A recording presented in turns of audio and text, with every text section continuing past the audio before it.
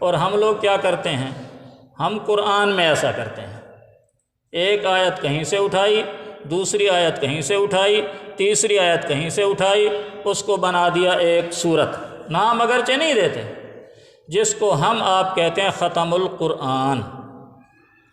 سب کو، یعنی کوئی ہم میں سے ایسا نہیں ہوگا جس نے ختم قرآن میں شرکت نہیں کی ہوگی۔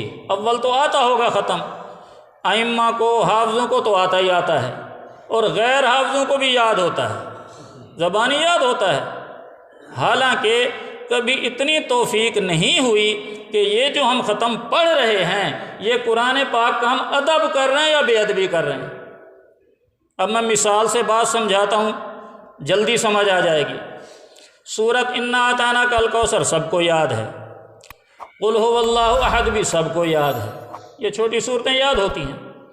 اب ایک آدمی یوں پڑھتا ہے انا اعطیناک الکوثر لم یلد ولم یولد من الجنۃ والناس، اب آپ بتائیں یہ ادب ہے یہ بے ادبی ہے؟ یعنی ایک آیت پڑھی سورۃ کوثر کی، دوسری آیت پڑھی سورۃ اخلاص کی، تیسری آیت کا ٹکڑا ملایا سورۃ والناس کا اور اکٹھا کر کے اس کو پڑھ دیا، انا اعطیناک الکوثر لم یلد ولم یولد من الجنۃ والناس۔ تو میرے بھائی یہ قرآن کا ادب نہیں ہے، بے ادبی ہے۔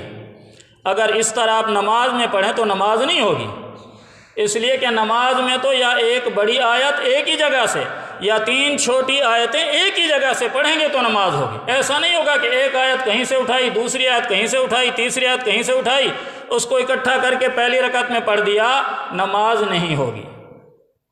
اور ختم میں ہم ایسا ہی کرتے ہیں، ہم المفلحون کے بعد ان رحمت اللہ قریب من المحسنین، یہ سورۃ اعراف کی آیت ہے، آیت نمبر 56 ہے، 8واں سپارہ ہے، اور وہ بھی آدھی آیت ہے، آدھی آیت چھوڑ دی، ایک ٹکڑا لے لیا ان رحمت اللہ قریب من المحسنین، اور آگے کیا پڑھتے ہیں دعواہم فیہا سبحانک اللہم وتحیتہم فیہا سلام وآخر دعواہم ان الحمد للہ رب العالمین۔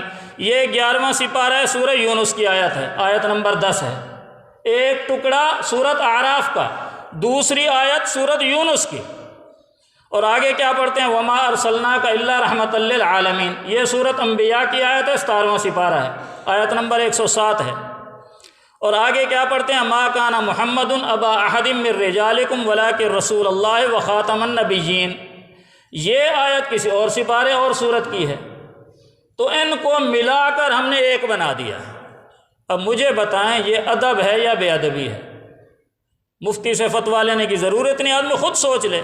مثال میں نے شروع میں دے دی تھی کہ انا اعطیناک الکوثر لم یلد ولم یولد من الجنۃ والناس، یہ وہی شکل ہے۔